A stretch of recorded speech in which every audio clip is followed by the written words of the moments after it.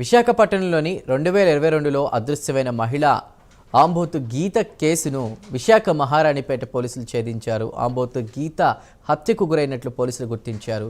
గీత, దివాకర్, వరప్రసాద్ ముగ్గురికి రియల్ ఎస్టేట్లో పరిచయం ఏర్పడిందని పోలీసులు తెలిపారు. గీత, దివాకర్ మధ్య శారీరక సంబంధంతో వివాహం చేసుకోవాలని గీత పట్టుపట్టిందని తెలిపారు. గీత, దివాకర్ మధ్య ఘర్షణ హత్యకు దారితీసిందని పోలీసులు తేల్చారు. దివాకర్ గీతను హత్య చేసి తన కారులో తూర్పుగోదావరి జిల్లా ఎర్రవరం కాలువలో పడేసేందుకు వరప్రసాద్ సహకరించాడని పోలీసులు అన్నారు.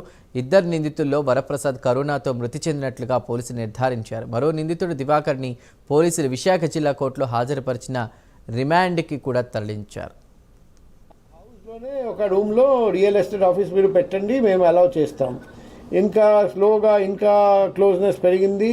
ఇప్పుడు దివాకర్ చెప్పినట్టు గీత చాలామందికి చాలా అప్పు కూడా ఇచ్చారండి. తర్వాత గీత ప్రెషరైజ్ చేశారండి, నన్ను పెళ్లి చేయాలి. దివాకర్ మాత్రం ఒప్పుకోవడం లేదు.